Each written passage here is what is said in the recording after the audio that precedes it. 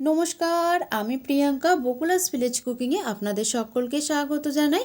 আজকে চলে এসেছি আবারও নতুন একটা রেসিপি নিয়ে। খুব কম উপকরণ দিয়ে দারুণ স্বাদের সরু চাকলির একটা রেসিপি আপনাদের সঙ্গে শেয়ার করছি। তো চলুন রান্নাটা শুরু করা যাক।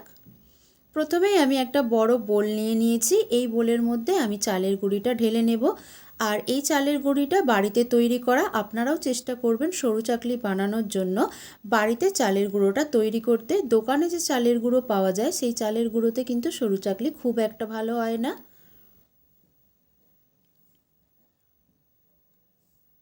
এবার আমি চালের গুঁড়ির মধ্যে দিয়ে দিচ্ছি স্বাদ অনুযায়ী নুন। একবার খুব ভালোভাবে এই শুকনো অবস্থাতেই মিশিয়ে নেব।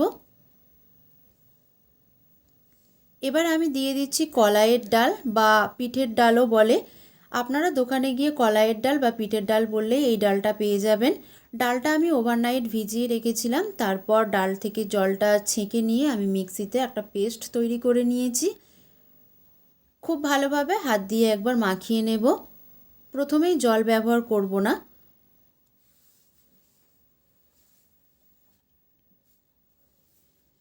এবার আমি এর মধ্যে জল দেব। জলটা উষ্ণ গরম জল দিতে হবে, ঠান্ডা জল দিলে কিন্তু হবে না।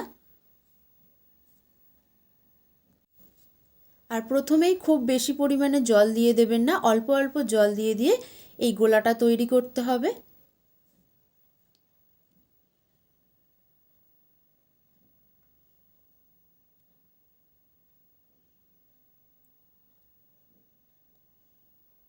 গোলাটা খুব ভালোভাবে গুলিয়ে নিতে হবে, কোনো রকম দানা দানা যেন না থাকে গোলার মধ্যে, তাহলে কিন্তু সরু চাকলিটা ভালো হবে না।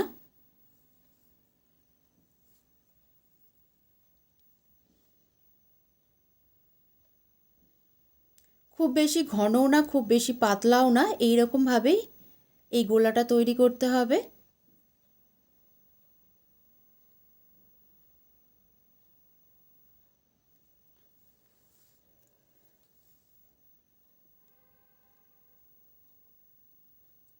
সরু চাকলির গোলা আমার একদম রেডি হয়ে গেছে। এদিকে আমি গ্যাসের মধ্যে একটা কড়াই বসিয়ে দিয়েছি। কড়াইটা খুব ভালোভাবে গরম করে নিয়েছি। কড়াইয়ের মধ্যে তেল দেওয়ার জন্য আমি এখানে ব্যবহার করছি কলা পাতার যে ডাঁটা হয় সেই ডাঁটা। কলা পাতার ডাঁটা দিয়ে এইরকমভাবে কড়াইয়ের গায়ে তেল লাগাতে খুব সুবিধা হয়। আর আমার মাকেও দেখেছি এইভাবেই পিঠে বানাতে। তো সেইটাই আমি আপনাদের সঙ্গে আজকে শেয়ার করছি। আপনারা চাইলে ফ্রাইং প্যানের মধ্যেও করতে পারেন।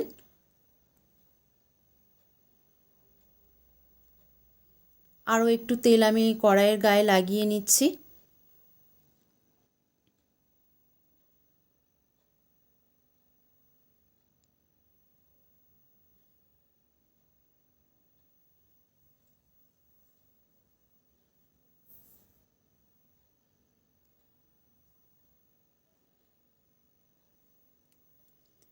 এবার যে আমি গোলাটা তৈরি করে রেখেছিলাম সেই গোলাটা একটা ছোট্ট বাটির সাহায্যে এক বাটি গোলা নিয়ে আমি কড়াইয়ের মধ্যে দিয়ে দিলাম।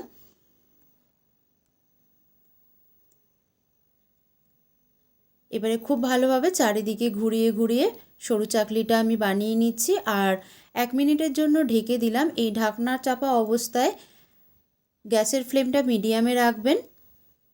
খুব বেশি সময় লাগে না। আর দেখুন পাশ থেকে কেমন ছেড়ে দিয়েছে। একটা সরু চাকলি আমার রেডি হয়ে গেছে।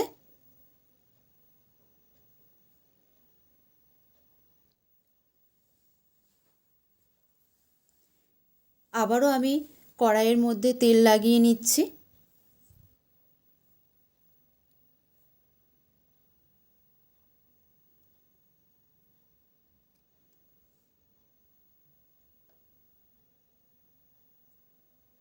আবারও আমি এক বাটি গোলাটা দিয়ে দিলাম।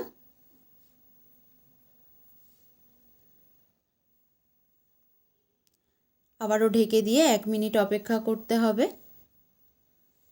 দেখুন কড়াইয়ের পাশ থেকে কিন্তু ছেড়ে দিয়েছে।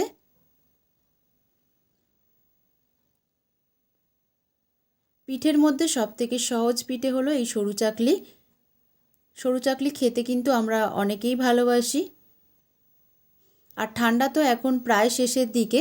ঠান্ডা শেষের দিকে হলে কি হবে, পিঠে পার্বণ চলে যাওয়ার পরেও আমরা যখনই মনে করি তখনই এখন পিঠে খাওয়া যায়। দেখুন আপনাদের সাথে কথা বলতে বলতে আমি অনেকগুলোই পিঠে তৈরি করে নিলাম।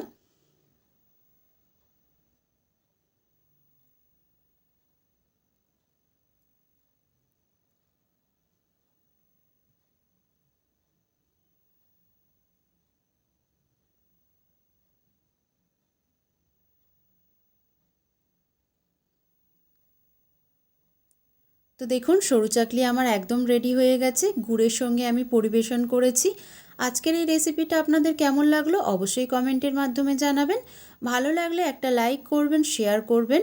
আমার চ্যানেলে এরকম নতুন নতুন রেসিপি পাওয়ার জন্য চ্যানেলটা সাবস্ক্রাইব করে পাশে থাকা বেল আইকনটি প্রেস করে রাখবেন, যাতে আমি ভিডিও দেওয়ার সাথে সাথে আপনারা সহজেই দেখতে পান।